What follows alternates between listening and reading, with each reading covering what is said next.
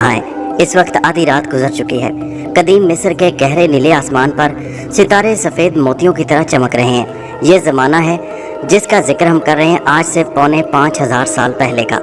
हमारी तहजीब की तारीख शुरू हो रही है। ये मिस्र के फ़िरौनों का ज़माना था। दरियाए नील के नीले पानी में सितारों का अक्स झिलमिला रहा है। दरिया के किनारे खजूरों के झुंड दूर तक चले गए हैं। कहीं जैतून के दरख्त के झाड़ हैं और कहीं अंजीर के दरख्तों के झुंड हैं। ये थीसिस का शहर सो रहा है।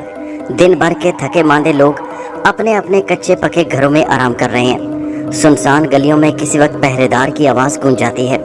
दरियाए नील के किनारे शहर से बाहर एक पुख्ता मकान में जैतून के तेल का लैंप जल रहा है। इस लैंप की रोशनी में एक उधेड़ उम्र की औरत लकड़ी के संदूक में से पत्थर मापने वाला फीता तलाश कर रही है। 12-14 साल का एक नौउम्र लड़का जिसका नाम अंबर है उसके पास खड़ा है। ये अंबर का बाप वहाँ से 4-5 मील दूर सहरा में एक अहराम में काम कर रहा है। अंबर के बाप का नाम रिजाल है। वो अहराम बनाने में माहिर है। अहराम पत्थरों की उस तिकोनी इमारत को कहते हैं जिसमें मरे हुए फ़िरौन की लाश को दवाइयाँ लगाकर गुलामों, कनीज़ों और सोने चांदी के जेवरों के साथ दफन कर दिया जाता था। अंबर असल में उस बूढ़ी औरत और बूढ़े बाप रिजाल का बेटा नहीं, बल्कि आज से 12-13 बरस पहले अंबर उन्हें दरियाए नील की लहरों पर एक नन्ही सी कश्ती में बहता हुआ मिला था। वो ज़माना मिस्र के एक जालिम फ़िरौन का ज़माना था। नजूमियों ने फ़िरौन को बताया था कि उसके महल में एक लड़का पैदा होगा जो बड़ा होकर उसे जहर देकर हिलाक कर देगा। फ़िरौन ने हुक्म दिया कि महल में जो भी नया बच्चा पैदा हो उसे कत्ल कर दिया जाए। 4-5 बरस के अंदर अंदर जितने बच्चे महल में पैदा हुए उन सबको हिलाक कर दिया गया। उन्हीं दिनों फ़िरौन की मलका के यहाँ एक लड़के की पैदाइश हुई। मलका बेचारी बहुत परेशान हुई और सोचने लगी आखिर एक रात फ़िरौन को पता चल गया तो वो उसे ज़रूर कत्ल करा देगा। उसने अपनी एक कनीज़ के साथ मिलकर बच्चे को एक नन्ही सी कश्ती में लिटाया और दरिया की लहरों के हवाले कर दिया। उसे यकीन था कि उसका बेटा किसी न किसी किसान या माहीगीर के हाथ आ जाएगा और वहीं परवरिश पाएगा। इस तरह वो कत्ल होने से बच जाएगा और कम से कम जिंदा तो रहेगा। अगर खुदा को मंजूर हुआ और ज़िंदगी रही तो कभी न कभी उसकी बेटे से ज़रूर मुलाकात हो जाएगी। फ़िरौन को बच्चे की पैदाइश का कोई इल्म न हुआ। उसे यही कहा गया कि मलका के यहाँ मुर्दा बच्ची पैदा हुई है जिसे दफन कर दिया गया है। उधर नन्हा अंबर शहजादा घास फूस की बनी हुई छोटी सी कश्ती में दरिया की लहरों पर बहता हुआ बहुत आगे निकल गया। दिन चढ़ा तो उधेड़ उम्र का अहराम मिस्र का इंजीनियर रिजाल दरिया किनारे पत्थर कटवा रहा था कि उसने कश्ती में एक बच्चे को देखा। वो उसे उठाकर घर ले आया। उनके यहाँ कोई औलाद ना थी। उसकी बीवी बच्चे को देखकर बहुत खुश हुई। उन्होंने अंबर को अपने बच्चे की तरह पालना शुरू कर दिया। अब अंबर उस घर में पल कर 14 बरस का हो गया। उसे बिल्कुल नहीं बताया गया कि वो उनका बेटा नहीं, बल्कि उन्होंने अंबर को दरियाए नील से उठाकर पाला है। वो रिजाल को अपना असली बाप और उसकी बीवी को अपनी माँ समझता था। वो दोनों भी अंबर से अपने बच्चे की तरह प्यार करते। अंबर अपने बाप के साथ बचपन से काम करता आया और वो भी अहराम बनाने का काम सीख रहा था। उसके साथ ही साथ उसने अपने बाप से जंगली बूटियों से दवाइयाँ बनाने और बीमार लोगों का इलाज करने का हुनर भी सीखना शुरू कर दिया। उस रात वो भी अपने बाप के साथ शहर से 4 कोस के फासले पर एक नए अहराम की तमीर का काम कर रहा था। उसका बाप रिजाल हमेशा अंबर को अपने साथ काम पर रखता था। अचानक पत्थरों को मापने वाला फीता टूट गया। अंबर के बाप ने उसे घर भेजा कि वो संदूक में से नया फीता ले आए। अंबर घोड़े पर सवार होकर घर आया और माँ से कहा कि उसे अब्बा जान ने नया फीता लेने भेजा है। उसकी माँ ने संदूक में से तलाश के बाद नया फीता निकाल कर दिया और कहा, अंबर बेटा ये लो फीता और होशियार होकर वापस जाना। अंबर ने हंसकर कहा, फिक्र न करो माँ, मैं एक इंजीनियर बाप का बहादुर बेटा हूँ। खुदा तुम्हारी हिफाजत करे बेटा।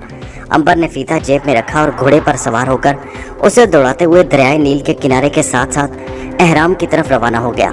आधी रात का वक्त था। जैतून और खजूरों के झुंड अंधेरे की स्याह चादर ओढ़े दूर से भूत मालूम हो रहे थे, मगर अंबर को किसी किस्म का खौफ या डर महसूस नहीं हो रहा था, इसलिए कि वो अपने बाप के साथ अक्सर रातों को काम करता रहता था और उधर से कई बार गुजरा करता था। रास्ते में रेत के एक ऊंचे टीले के दामन में अंजीरों का एक छोटा सा बाग था जिसमें एक झोंपड़ी थी। उस झोंपड़ी में अनातुल नाम का एक दरवेश रहता था। अनातुल दरवेश अंबर से बहुत प्यार करता। अंबर ने देखा कि अनातुल अपने झोंपड़ी के सामने बैठा खुदा की इबादत कर रहा था। अंबर ने घोड़े पर करीब से गुजरते हुए उसे सलाम किया और आगे निकल गया। अनातुल ने आंखें खोलकर अंबर को घोड़े पर जाते हुए देखा और फिर आंखें बंद कर लीं। अनातुल दरवेश को मालूम था कि अंबर मलका नफरीती का बेटा है। वो फ़िरौन मिस्र की औलाद है और शहजादा है वो इंजीनियर रिजाल का असली बेटा नहीं है। मगर उसने अंबर को कभी नहीं बताया कि वो मिस्र का शहजादा है, क्योंकि उसे मालूम था कि अंबर को बताने से कोई फायदा नहीं होगा। अगर फिरौन को पता चल गया कि उसका बेटा खुफिया तौर पर रिजाल के घर में परवरिश पा रहा है तो वो उसे गिरफ्तार करवाकर जरूर कत्ल करा देगा। अब तक फिरौन कितने ही महल में पैदा होने वाले शहजादों को कत्ल करा चुका था। अंबर को एहराम अब सामने नजर आ रहा था, जहां उसका बाप रिजाल दूसरे मजदूरों और कारीगरों के साथ काम कर रहा था। फिरौन के हुक्म से उसके बूढ़े दादा के लिए ये एहराम खास तौर पर बनाया जा रहा था, क्योंकि वो दादा फिरौन बहुत बूढ़ा हो चुका था और उसकी जिंदगी का चिराग गुल होने को था। इसलिए फिरौन ताउन के हुक्म से एहराम जल्दी से जल्दी तैयार करवाया जा रहा था। यही वजह थी कि अंबर के बाप रिजाल को रातों को भी काम करना पड़ रहा था। अंबर ने एहराम में पहुंचकर फीता अपने बाप के हवाले किया और खुद भी उसके साथ काम करना शुरू कर दिया। रिजाल बड़े बड़े कटे हुए पत्थरों में लोहे की सींटें लगाता जा रहा था और अंबर उन निशानों पर यादाश्त के लिए मुफीद रोगन फेरता जाता। दोनों बाप बेटा एहराम के निचले तहखाने में काम कर रहे थे। ये वो तहखाना था जिसके अंदर बूढ़े फिरौन की लाश को ताबूत में बंद करके रखा जाना था। तहखाने की दीवारें कीमती पत्थरों से चुन दी गईं। दरमियान में संगे मरमर का एक शानदार चबूतरा बनाया गया। उस चबूतरे पर फिरौन के ताबूत को हमेशा के लिए रख दिया जाता था। दीवारों के ताकों में सोने के शमादान रोशन थे। उस तहखाने का सिर्फ एक ही दरवाज़ा था, जो एक बड़ी पत्थर की सिल थी। ताबूत को तहखाने में रख देने के बाद उस सिल को आहिस्ता आहिस्ता अपने आप ही बंद हो जाना था। उसके बाद सिल को कोई नहीं खोल सकता था। उस ज़माने में दस्तूर था कि बादशाह मरता तो उसके नौकर कनीज़ें, खाने पीने का सामान, बर्तन, आराम करने का पलंग और उसके सोने जवाहरात के उसके साथ ही तहखाने में दफन कर दिए जाते, क्योंकि उन लोगों का ख्याल था कि मरने के बाद अगले जहान में बादशाह ज़िंदा हो जाता है और उसे उन तमाम चीज़ों की ज़रूरत होती है। यही वजह है कि 5000 साल बाद आज के ज़माने में जब उन अहराम मिस्र की खुदाई हुई और आसार कदीमा के माहिर तहखानों की पथरीली सिल तोड़कर अंदर दाखिल हुए तो वहाँ उन्हें गुलामों और कनीज़ों की लाशों के पिंजर भी मिले। अभी तो हम उस ज़माने का जिक्र कर रहे हैं जब ये अहराम तामीर हो रहे थे। अंबर अपने बाप रिजाल के साथ काम कर रहा था। उनका घरेलू मुलाजिम पोल्का चबूतरे पर रखी जाने वाली संगे मारमर की सफ़ेद सिल उठाए अंदर दाखिल हुआ। उसने संगे मारमर की सिल ज़मीन पर रखी और अपने माथे पर आया हुआ पसीना पोंछकर बोला, बड़े आका, बादशाहों के मकबरे बनाते बनाते मेरे हाथों में छाले पड़ गए। अगर मैं बादशाह होता तो कभी अपना मकबरा ना बनवाता। रिजाल ने मुस्कुरा कर कहा, पोल्का, अगर तुम फिरौन होते तो मैं तुम्हारा मकबरा बड़ा शानदार बनाता। अंबर ने कहा, पोल्का, क्या खबर अगले बरस तुम बादशाह बन जाओ। मुलाजिम जिसकी उम्र 40 साल थी, जो एक बैल की तरह हट्टा कट्टा था, हंसकर बोला, छोटे आका अंबर, मेरी इतनी किस्मत कहाँ कि मैं बादशाह बन जाऊँ। मैं तो गुलाम पैदा हुआ हूँ और गुलाम ही मरूंगा। बूढ़े रिजाल ने कहा, फिक्र ना करो पोल्का, मैं तुम्हारी लाश को हनूद करके बादशाहों के मकबरे में ही दफन करूँगा। तो वो कहका मारकर हंस पड़ा और बोला, बड़े आका, ये पत्थर दिल मकबरे बादशाहों ही को सलामत रहें। मेरे लिए मिट्टी की कच्ची कब्रें ही बहुत होंगी, मगर कभी कभी दिल में ख्वाहिश ज़रूर पैदा होती है कि काश मैं भी बादशाह होता, पेट भर कर मोर, हिरन और तीतर का गोश्त खाता, खरतूम के सेब और यरूशलेम की मीठी अंजीरें खाता और नरम नरम बिस्तर पर सोता और गुलाम मोर के पंखों से मुझे हवा दे रहे होते। अच्छा, अब तू उठकर बाहर से पत्थर उठा कर लाओ, बादशाह बनने का ख्वाब फिर देख लेना। पोल्का ज़मीन पर से उठा और इतना कहकर बाहर निकल गया।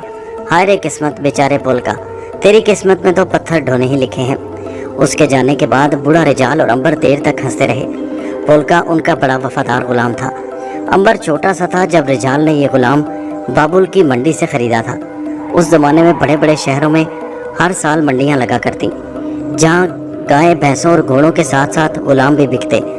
लोग घोड़ों और मवेशियों के साथ अपनी पसंद के गुलाम भी खरीद कर घरों को ले जाते। अमीर लोग उन गुलामों से बड़ा सख्त काम लेते।